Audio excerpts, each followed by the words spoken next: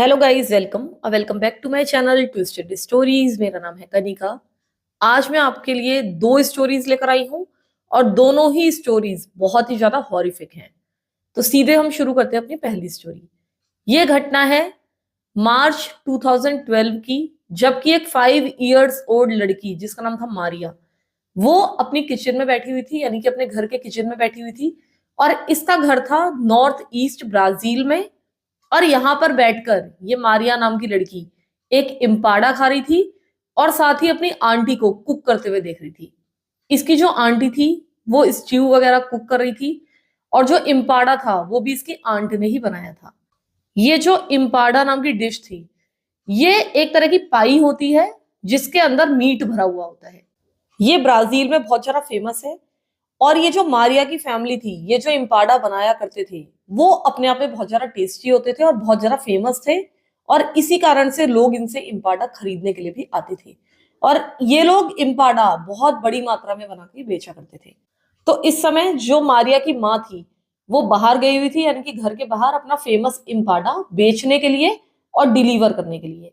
ये स्ट्रीट के कॉर्नर्स पर अपना इम्पाड़ा बेचा करती थी। जो वहां के लोकल बार्स थे, रेस्टोरेंट थे, वहां पर भी इनके इम्पाड़ा की काफी डिमांड थी। तो ये लोग बनाकर वहां पे सप्लाई किया करते थे। और इस तरह से इनकी जो फैमिली थी वो ठीक ठाक कमाई कर रही थी। बहुत ज्यादा अमीर तो नहीं थे, लेकिन इनका काम चल रहा था। अब इनकी जो फैमिली थी वो कुछ बड़ा करना चाहती थी, यानी कि वो बहुत ज्यादा अपनी स्थिति से खुश नहीं थे। स्पेशली मारिया के पिता, ये लोग काफी फेमस होना चाहते थे, बहुत ज्यादा पावरफुल होना चाहते थे और चाहते थे कि इनकी फैमिली का जो नाम है वो और ज्यादा रेस्पेक्टफुल हो, यानी कि इनको बहुत ज्यादा रेस्पेक्ट मिले समाज में। और ऐसा करने के लिए लोग लगातार कुछ ना कुछ करते रहते थे। अब जो मारिया की फैमिली थी वो बेसिकली 24/7 काम करती रहती थी। दिन रात ये लोग इम्पाड़ा बनाया करते थे। लेकिन इतनी ज्यादा मेहनत करने के बाद भी इनको इनका जो एक्सपेक्टेशन था उतना पैसा नहीं मिल रहा था। अब जबकि मार्च 2012 की, जबकि आपको घटना बता रही हूँ, उस समय मारिया अपने किचन फ्लोर पर बैठी हुई है, अपनी आंट को कुक करते हुए देख रही है। और दूसरे कमरे से इसके फादर की आवाज आ रही है जो कि काम कर रहे हैं। अब ये इसलिए जानती थी कि इसके फादर काम कर रहे हैं क्योंकि बीच बीच में, यानी कि रुक रुक कर, ये अपने पिता की आवाज सुनती थी जो कि एक्साइटमेंट में थोड़ा सा चिल्ला रहे थे।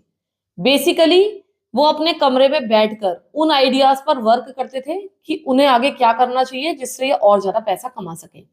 ये अपनी फैमिली को और ज्यादा पावरफुल कैसे बनाए, इसके बारे में इसके पिता कमरे में बैठकर सोचा करते थे। और बेसिकली इस समय वो यही काम कर रहे थे। जब भी इनके दिमाग में कोई अच्छा आइडिया आता था, वो चिल्लाते थे। और कई बार चिल्लाते थे, I found it, I got it. और इस तरह से लगातार ये ब्रेन स्टॉर्मिंग करते रहते थे अपने कमरे में बैठे बैठे। इसके अलावा जो मारिया के पिता थे वो एक ऑथर भी थे। इस समय वो एक किताब लिख रहे थे और वो पूरी तरह से कन्विंस्ड थे कि ये जो बुक है वो बहुत ज्यादा हिट होने वाली है। और आगे चलकर ये जो बुक है ये इस फैमिली को बहुत ज्यादा रिच और पावरफुल होने में मदद करेगी। और वो मानते थे कि इस वजह से ये लोग सोशल हायरार्की में बहुत ऊपर निकल जाएंगे। अब जो मारिया की फैमिली थी, यानी कि उसके माता पिता, उसकी आंट, ये सब कुछ पूरी तरह से अपने काम में डूबे रहते थे, अपनी अपनी दुनिया में बिजी थे और मारिया के ऊपर बहुत ज्यादा ध्यान नहीं देते थे।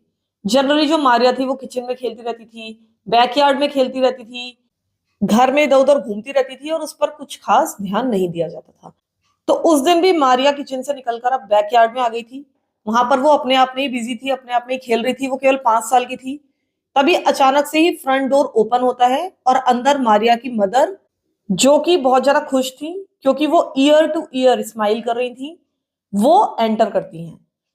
उन्होंने आज अपने सारे के सारे इम्पाड़ा स्ट्रीट के कॉर्नर पर जाकर और सप्लाई करके बेच दिए थे और इस कारण से वो बहुत ज्यादा खुश थी। और एक खुशी का कारण और था, क्योंकि वो अपने साथ किसी को यहाँ पर लेकर आई थी। और जिस व्यक्ति को वो यहाँ पर लेकर आई थी उससे मारिया को मिलाने के लिए वो बहुत ज्यादा एक्साइटेड थी। अब ये दोनों, यानी कि मारिया की माँ और वो अजनबी महिला, अंदर आते हैं। इसके बाद मारिया की माँ मारिया को अपने पास बुलाती है क्योंकि इस यंग महिला से उसे मारिया को मिलवाना था, उससे इंट्रोडक्शन करवाना था। अब वो मारिया को बुलाती हैं, मारिया आती है। इसकी माँ कहती है कि हाय बोलो, ये तुम्हारी नई केयर टेकर होने वाली है, यानी कि तुम्हारी नई नैनी होने वाली है। मारिया ऐसे ही करती है, उसको हाय हेलो करती है। जब इनका इंट्रोडक्शन हो जाता है तब मारिया की माँ मारिया से कहती है कि तुम दोनों साथ में खेल सकते हो और तुम्हें खेलने के लिए अब एक नई नैनी मिल चुकी है। अब मैं और तुम्हारे पिता अपना काम करेंगे और ये नैनी तुम्हारे साथ रहेगी। अब मारिया थोड़ा सा स्माइल करती है, लेकिन ये बात उसने एक्सेप्ट बिल्कुल नहीं की थी कि ये जो महिला है ये वाकई में उसकी नैनी बनने वाली है, क्योंकि पहले भी मारिया के साथ ऐसा कई बार हो चुका था। उसको डिफरेंट महिलाओं से मिलवाया गया था जो कि उसके घर आती थी उसकी नैनी बनने के लिए। उसकी माँ कहती थी कि तुम्हारी नई नैनी है, लेकिन उसके बाद वो महिलाएं कभी भी उसकी नैनी नहीं बनती थी और वहां से चली जाती थी। उसके बाद मारिया ने उनको कभी भी नहीं देखा था, तो उसको पता था कि इस बार भी यही होने वाला है। ये जो खुशी है ये परमानेंट रहने वाली नहीं है और मुझे अकेले ही खेलना पड़ेगा आगे भी। लेकिन मारिया ये शो नहीं करना चाहती थी कि वो जानती है कि ये महिला ऐसे चली जाएगी। वो थोड़ा सा फ्रेंडली गेस्चर दिखाना चाहती थी। इस कारण से वो महिला के पास गई, उस महिला के पास गई, अपनी आधी खाई हुई इम्पाडा उसने उस महिला की तरफ बढ़ा दी एक गिफ्ट के तौर पर। अब ये जो यंग महिला थी उसने वो इम्पाडा ले लिया और हंसने लगी थैंक यू बोलकर। उसके बाद मारिया की माँ उस नैनी को लेकर वहां से चले गए और पीछे एक रूम था उसमें जाकर बातचीत करने लगे। फिर बाद में मारिया की माँ मारिया के पास आई। उसने मारिया को बताया कि हमने तुम्हारी नैनी से उसकी नई जॉब के बारे में बातचीत कर ली है और जल्दी ही ये जो नई नैनी है ये तुम्हारे साथ आकर खेलेगी और तुम्हारे साथ रहा करेगी। अब जो मारिया थी वो एक बहुत ही ओबीडियंट लड़की थी। उसको जो भी कहा जाता था वो बात हमेशा मानती थी और कभी भी कोई भी बहस नहीं करती थी। उसने अपनी माँ से कह दिया कि ठीक है। उसके बाद वो वहां से चली गई और अपने आप में ही बिजी हो गई, यानी अपने आप को ही एंटरटेन करने लगी, खेलने लगी। उसको पता था कि कोई भी नैनी वहां पर आने वाली नहीं है। वो जनरली घर में रॉक्स को इधर उधर फेंकती रहती थी, उनमें लात मारती रहती थी, जो जमीन पर घास लगी थी उसे उखाड़ती रहती थी, इधर उधर घूमती रहती थी, यानी कि नॉर्मल उसी तरीके से खेलती थी जैसे कि बाकी बच्चे करते हैं। लेकिन उसको कहीं ना कहीं अपनी नैनी के आने का इंतजार भी था। उसे हालांकि बहुत ही कम उम्मीद थी कि उसकी नैनी कभी भी लौटकर उस घर में आएगी। अब जो मारिया थी उसको बहुत ज्यादा बोर्ड फील होता था। वो चाहती थी कि उसके साथ कोई खेले, लेकिन उसके कोई भी फ्रेंड्स नहीं थे। उसकी फैमिली उसको अलाउ नहीं करती थी इधर उधर जाने के लिए, और ना ही उसके घर में कोई बच्चा आ सकता था। इसकी फैमिली को ये सब कुछ पसंद नहीं था। इसके बाद धीरे धीरे एक महीना बीत गया। मारिया की नैनी कभी भी लौटकर उसके पास नहीं आई। मारिया अभी भी अकेले ही खेलती रहती थी और उस दिन भी वो अकेली ही बैकयार्ड में खेल रही थी। तभी अचानक से उसने एक कमोशन सुना जो कि उसके घर के अंदर चल रहा था। उसने अपने घर की तरफ देखा और उसको कुछ भी समझ में नहीं आया कि वहां पर क्या हो रहा है, क्योंकि वो सिर्फ, आपको याद रखना पड़ेगा कि 5 years ओल्ड थी। तभी अचानक से ही उसको अपने माता पिता की आवाज आई। उसकी आंट भी बहुत जोर जोर से चिल्ला रही थी, ऐसा लग रहा था कि वो लोग किसी के साथ झगड़ा कर रहे हैं। और तभी अचानक ही मारिया ने देखा कि कुछ यूनिफॉर्म पहने हुए पुलिस ऑफिसर्स उसके घर से बाहर निकले और मारिया की तरफ आने लगे। उनमें से एक ऑफिसर सीधा मारिया के पास आया और उसने मारिया से उसका नाम पूछा। अब मारिया बहुत ज्यादा घबरा चुकी थी। उसको कुछ भी समझ में नहीं आ रहा था कि वो क्या कहे। उसने कोई भी जवाब नहीं दिया और बस वो पुलिस ऑफिसर की तरफ देखती रही। उसकी शक्ल से ही पता चल रहा था कि वो बहुत ज्यादा डरी हुई है। उसको ये भी कोई आइडिया नहीं था कि उसके घर में क्या चल रहा है, लेकिन जल्दी ही उसको सब कुछ पता चलने वाला था। और जो कुछ उसे पता चला उसने उसकी पूरी जिंदगी बदल कर रख दी। मारिया को पता चलने वाला था कि उसकी पूरी की पूरी जिंदगी जो उसने अभी तक जी है वो पूरी तरह से एक झूठी जिंदगी थी। जो मारिया के फादर थे यानी कि जॉर्ज सिल्वेरा, साथ ही उसकी माँ जिनका नाम था इजाबेल सिल्वेरा, वो उसके एक्चुअल में माता पिता थे ही नहीं। और जो इसकी आंट थी जिसका नाम था ब्रूना सिल्वेरा, वो भी उसकी आंट नहीं थी। यानी कि ये फैमिली कहीं से भी उसकी रिलेटिव नहीं थी। उसका उस फैमिली से दूर दूर तक कोई रिश्ता नाता था ही नहीं। असल में जो तीनों मेंबर्स थे वो एक कल्ट के मेंबर्स थे और इस कल्ट का नाम था कार्टिल सेक्ट। ये इस कल्ट को बहुत पावरफुल, बहुत बड़ा करना चाहते थे। और इसी कारण से ये जो इसका फादर था ये बैठकर आइडिया सोचा करता था कि किस तरीके से मेंबर्स को इम्प्रेस किया जाए ताकि ज्यादा से ज्यादा लोग इस कल्ट को ज्वाइन करें। ये हमेशा इस कल्ट के लिए ही काम करते रहते थे। और इस कल्ट का जो लिटरल पर्पस था वो ये था कि जो औरतें हैं उनको क्लीन किया जाए और जो अनक्लीन औरतें हैं उनको इस दुनिया से हटा दिया जाए, ताकि ये जो वर्ड है वो एक बार फिर से प्यूरिफाई हो पाए और जो वर्ल्ड की पॉपुलेशन है उसमें केवल अच्छी औरतें ही रहें। और कोई औरत अनक्लीन है या नहीं, उसको प्यूरिफाई करना है या नहीं, इसका डिसीजन ये लोग खुद ही ले लेते थे अपने मन से, ये किसी को भी अनप्योर समझ लेते थे, किसी को भी हटाने का डिसीजन ले लेते थे। और ये जो मारिया की फैमिली थी जिसमें ये रह रही थी, इसके मदर फादर, इसकी आंट, ये इस काम को करने में बहुत ज्यादा एक्सपर्ट हो गए थे। इसी कारण से इतने सालों से जो नैनीज इसके घर पर आ रही थी, जिनको मारिया बार बार देख रही थी, उसको बताया जा रहा था कि ये नैनीज उसके साथ रहने के लिए, खेलने के लिए आएंगी, लेकिन वो नैनीज बार बार गायब हो जाती थी। ऐसा इसलिए हो रहा था क्योंकि मारिया से मिलवाने के बाद इसके मदर फादर, इसकी आंट मिलकर उस नैनी की हत्या कर देते थे। और पता नहीं, मुझे समझ में नहीं आया कि ये लोग मारिया से उस नैनी को मिलवाते ही क्यों थे। पता नहीं उसका क्या रीजन था, लेकिन ये हमेशा जो भी नई नैनी आती थी उसको एक किनारे ले जाकर, कहीं पर किसी रूम में ले जाकर उसकी हत्या कर देते थे। और इस दौरान मारिया को वो बैकयार्ड में रखा करते थे। जिस भी नैनी की हत्या इनको करनी होती थी वो उसका गला काट देते थे और उसके बाद चाकू घोप घोप कर उसकी हत्या कर दी जाती थी। लेकिन सिर्फ इससे उनका मन नहीं भरता था, ये उनके लिए एनफ क्लींजिंग नहीं थी। इनकी हत्या करने के बाद ये उन औरतों के छोटे छोटे टुकड़े किया करते थे, उसको मटन में तब्दील किया करते थे, और उसके बाद इस ह्यूमन मीट को ये अपने बहुत ही फेमस इम्पाडाज में फिल कर दिया करते थे। और उसके बाद इन इम्पाडास को, जिसमें ह्यूमन मीट भरा हुआ होता था, ये लोगों को खिलाया करते थे, अपने टाउन के लोगों में सप्लाई किया करते थे। ये इनोसेंट लोगों को इस तरह की चीजें खिला रहे थे और लोगों को पता नहीं था।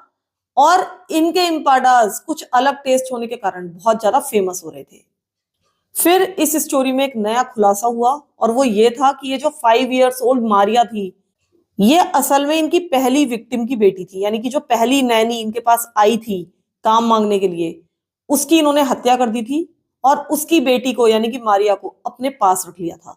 तो सबसे पहली इनकी विक्टिम थी मारिया की माँ, और इसकी हत्या करीब इन्होंने 3.5 years पहले कर दी थी। इसकी हत्या यानी कि मारिया की माँ की हत्या इन्होंने मारिया के सामने ही की थी। उस समय मारिया केवल 1.5 साल की थी। इसकी माँ की हत्या जब हो रही थी तो उसको कुछ भी नहीं पता था कि वहां पर क्या चल रहा है।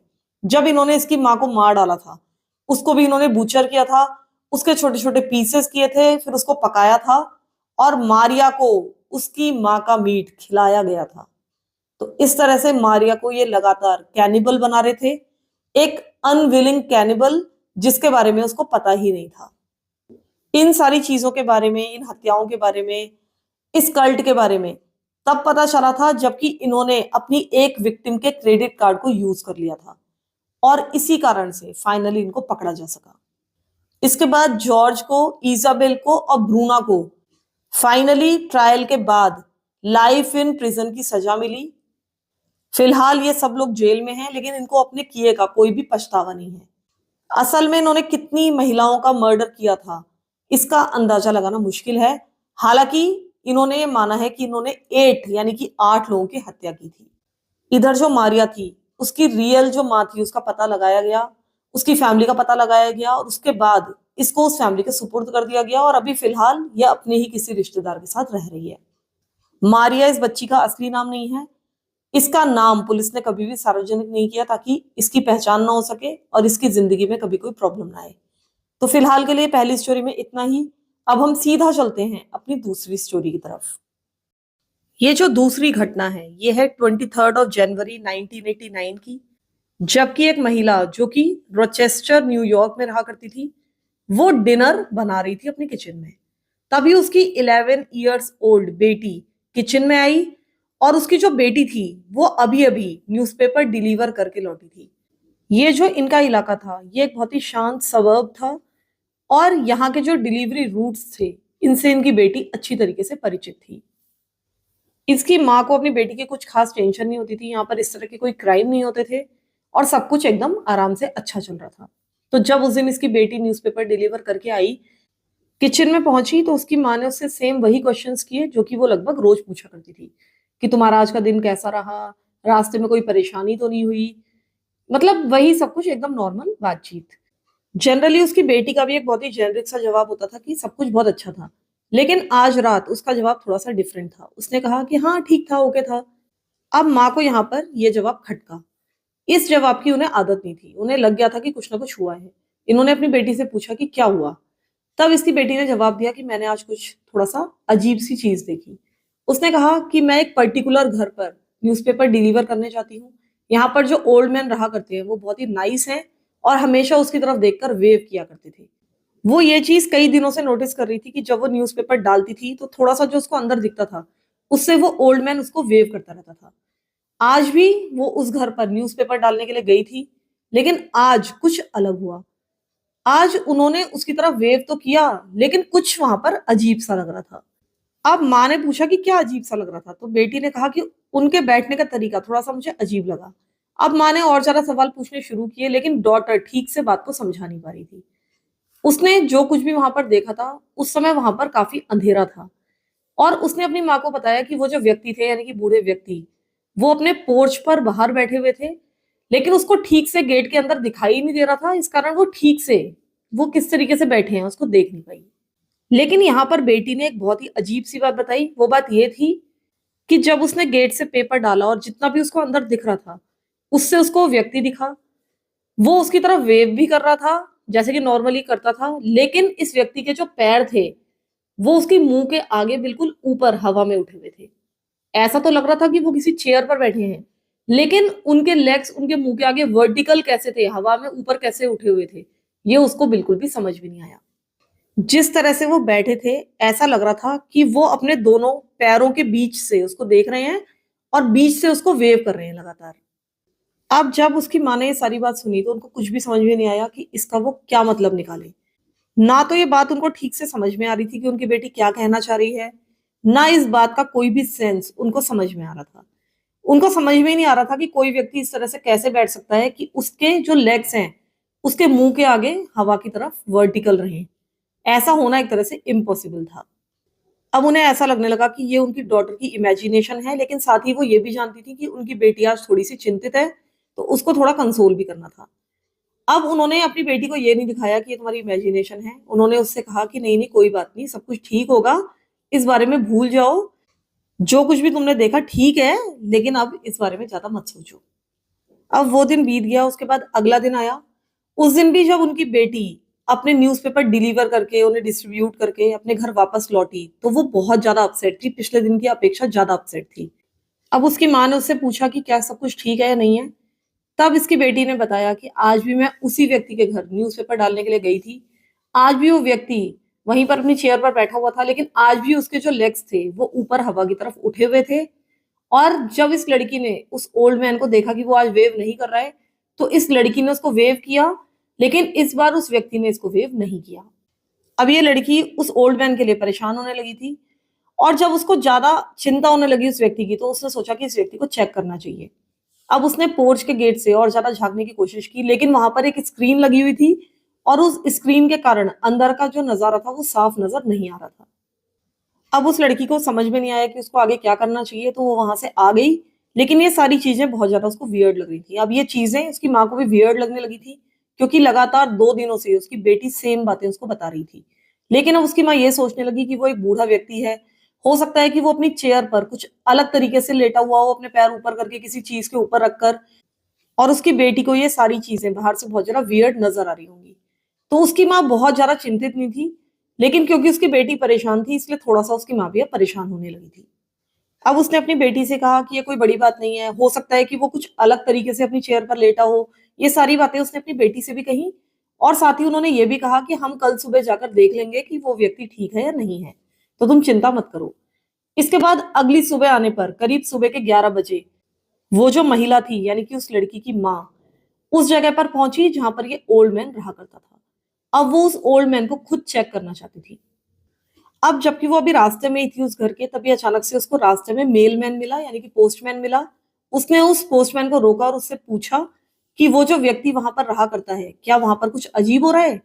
तो इस मेलमैन ने कहा कि नहीं, ऐसा कुछ नहीं है, वो तो एक बहुत ही अच्छा इंसान है। जब भी कोई उसके घर के आसपास से गुजरता है, वो उसको वेव करता है और कुछ दिनों से वो मुझे भी वेव कर रहा था। ऐसा कुछ भी नहीं है, सब कुछ वहां पर ठीक है। अब जो उसकी माँ थी, उसने इस मेलमैन को थैंक यू किया। अब उसको यही लगने लगा था कि वो व्यक्ति पूरी तरह से ठीक है, उसको चेक करने की कोई ज़रूरत नहीं है, और मेलमैन ने इस बात की पुष्टि भी कर दी थी। अब वो महिला सोचने लगी कि मैं वापस अपने घर चलती हूँ, अपनी बेटी को बता दूँगी कि सब कुछ ठीक है। लेकिन उसको साथ ही ये भी पता था कि उसकी बेटी बहुत ज़्यादा चिंतित है उस व्यक्ति के लिए, तो उसने फिर फाइनली यही डिसाइड किया कि वो उस व्यक्ति के घर जाएगी और चेक करेगी, खुद चेक करेगी कि वो व्यक्ति ठीक है या नहीं है। वो चाहती थी कि वो सच्चाई का खुद ही पता लगाए और उसके बाद खुद अपनी बेटी को जाकर बताए कि वो व्यक्ति ठीक है और मैं उससे खुद मिलकर आई हूँ। तब उसकी जो बेटी की चिंता है वो कम हो जाएगी। साथ ही ये महिला ये भी सोच रही थी कि इस समय काफी ज्यादा ठंड हो रही है। एक बूढ़े व्यक्ति के लिए कोई बहुत अच्छा समय नहीं है कि इस समय वो बाहर होगा। हो सकता है कि वो अंदर हो, उसको डिस्टर्ब करना ठीक होगा या नहीं होगा, ये सब कुछ सोचती हुई फाइनली वो उस ओल्ड मैन के घर के बाहर पहुंच जाती है और उसके बाद वो पोर्च के अंदर बाहर से ही झांक कर देखती है और वो भी यही पाती है कि अंदर क्योंकि स्क्रीन लगी हुई थी, इसलिए पोर्च के अंदर का जो नजारा था वो ठीक से नजर नहीं आ रहा था। फिर भी उस महिला ने जब काफी ज्यादा झाँकने की कोशिश की तो सबसे पहले उसको वो न्यूज़पेपर्स नजर आए जो कि 2 दिन से उसकी बेटी ने उस पोर्च में फेंके थे और उनको उठाया नहीं गया था। उसके बाद उसने उस ओल्ड व्यक्ति को भी देखा जो कि अभी भी पोर्च में ही मौजूद था और वाकई में उसी पोजीशन में वहां पर बैठा हुआ था। अब ये देखकर उसको रेड फ्लैग नजर आने लगा, उसको लगा कि कुछ ना कुछ गड़बड़ है। वो दूसरी तरफ से घूमकर उस घर के अंदर झांकने लगी, वहां से थोड़ा सा साफ नजर आ रहा था। अब उसने ओल्ड मैन की अटेंशन अपनी ओर करने की कोशिश की। उसने चिल्लाकर उस ओल्ड मैन से कहा कि क्या तुम ठीक हो, क्या तुम ओके हो? लेकिन उस व्यक्ति ने ना तो उसकी ओर देखा और ना ही उसकी ओर देखकर कुछ भी वेव किया या कोई और गेस्चर किया। अब ये जो महिला थी ये सीधा डोर की तरफ गई। उसने डोर को खोलने की कोशिश की, लेकिन जैसा कि उसकी डॉटर ने बताया था कि वो डोर लॉक्ड है, वो डोर वाकई में लॉक्ड था। अब उसने वो जो मैश स्क्रीन अंदर लगी थी उस पर पूरा चेहरा सटाकर अंदर झांकने की कोशिश की और तब उसको थोड़ा सा अंदर का क्लियर व्यू नजर आने लगा। जब वो दूसरी तरफ से गई थी तो उसको ओल्ड मैन का केवल चेहरा ही थोड़ा सा नजर आ रहा था, बाकी कुछ भी नजर नहीं आ रहा था। लेकिन अब यहाँ से उसको साफ साफ वो ओल्ड मैन बैठा हुआ नजर आ रहा था। उसके जो पैर थे वो वाकई में हवा की तरफ पूरी तरह से उठे हुए थे और उसको देखकर अब ये महिला घबरा गई थी। इसकी जो सिटिंग पोजीशन थी वो वाकई में वियर्ड थी। वो तुरंत ही वहां से पलटी और सीधा अपने घर गई। वहां जाकर उसने पुलिस को कॉल किया। तुरंत ही पुलिस वहां पर पहुंच चुकी थी। बाद में पता चला कि जो ओल्ड व्यक्ति यहाँ पर रहा करता था उसका नाम था रॉबर्ट हैम। वो 73 ईयर्स ओल्ड था। 23 ऑफ जनवरी को जबकि उस महिला की बेटी ने इस ओल्ड व्यक्ति को इस वियर्ड पोजीशन में बैठा हुआ देखा था, उससे एक दिन पहले ये जो रॉबर्ट नाम का व्यक्ति था वो अपने पोर्च पर बाहर बैठने के लिए आया था। अब पता नहीं उसके दिमाग में क्या आया, लेकिन उसने एक ट्रैश कैन पर यानी कि एक कूड़ेदान पर बैठने की कोशिश की। अब वो उस ट्रैश कैन पर बैठ तो गया, लेकिन उस ट्रैश कैन का जो ढक्कन था वो उसका जो वजन था उसको होल्ड नहीं कर पाया। ये ढक्कन टूट गया अंदर की तरफ और जो रॉबर्ट था वो इस कूड़ेदान में वी की पोजीशन में फंस चुका था। यानी कि उसके जो हिप्स थे वो इस ट्रैश कैन के अंदर जा चुके थे, लेकिन उसके जो लेग्स थे और उसके हैंड्स वो बाहर ही थे और इसके पैरों ने जो कि हवा में उठे हुए थे, इन्होंने उसके टॉर्सो पर बहुत ज्यादा प्रेशर डालना शुरू कर दिया था। यहां तक कि इस बूढ़े व्यक्ति को सांस लेने में भी बहुत ज्यादा कठिनाई हो रही थी, क्योंकि उसका जो शरीर था वो उसके पैरों से लगातार प्रेस हो रहा था। ये व्यक्ति बहुत ही मुश्किल से सांस ले पा रहा था और साथ ही उसके मुंह से कोई भी आवाज भी नहीं निकल पा रही थी। अब वो इस पोजीशन में फंस चुका था। अब बस उसको एक ही उम्मीद थी कि अगर यहाँ से कोई व्यक्ति गुजरे तो वो उसकी तरफ वेव करके अपना ध्यान आकर्षित करे ताकि लोग इसको आकर बचाएं। लेकिन अनफॉर्चुनेटली किसी ने भी उस पर इतना ज्यादा ध्यान नहीं दिया। कई सारे लोगों ने आते जाते उसको देखा। वो सबकी तरफ हाथ हिला रहा था मदद के लिए, लेकिन सबको ऐसा लगा कि शायद वो हमें देखकर वेव कर रहा है। लेकिन ये जो छोटी सी लड़की थी जो यहाँ पर पेपर डालने के लिए आती थी, उसने सबसे पहले इस व्यक्ति पर प्रॉपरली ध्यान दिया था। उसको ये पोजीशन बहुत जरा वियर्ड लगी थी, लेकिन उसको भी क्योंकि वो काफी छोटी थी ये समझ में बिल्कुल नहीं आ पाया था कि ये व्यक्ति मर रहा है और उससे मदद मांगने की कोशिश कर रहा है। अब रॉबर्ट वहां पर फंसा रहा, लेकिन उसकी मौत यहाँ पर भूख प्यास से नहीं हुई बल्कि उसको हार्ट अटैक आ गया और उसकी मौत हार्ट अटैक के कारण हुई। जब उस बच्ची की माँ वहां पर आई थी, जब उसने रॉबर्ट को देखा था और इसको रिपोर्ट किया था, तब तक अनफॉर्चुनेटली रॉबर्ट की मौत हो चुकी थी। तो फिलहाल के लिए इतना ही। आप लोग मुझे बताइएगा कि मेरी दोनों स्टोरीज आपको कैसी लगी। चैनल को प्लीज सब्सक्राइब कर लीजिए। बहुत सारे लोगों ने चैनल को अभी तक सब्सक्राइब नहीं किया है, प्लीज कर लीजिए। और साथ ही वीडियो को भी लाइक कर दीजिएगा और अगर हो सके तो एक एक कमेंट भी कर दीजिएगा, उससे थोड़ा सा वीडियो की रीच बढ़ जाती है। साथ ही अगर आप लोग इसी चैनल पर आए हैं, आपको मेरे दूसरे चैनल के बारे में पता नहीं है, तो मैं आप लोगों को बता दूं कि मेरा एक और चैनल है ट्विस्टेड कहानियां के नाम से। उसमें मैंने बहुत सारी स्टोरीज डाली हुई हैं। प्लीज़ उस चैनल को सब्सक्राइब कीजिए, वहाँ पर जाकर भी स्टोरीज को देखिए, वहाँ पर मैं लॉन्ग स्टोरीज डालती हूँ। तो फिलहाल के लिए इतना ही। Thank you so much for listening to my stories. Thank you so much.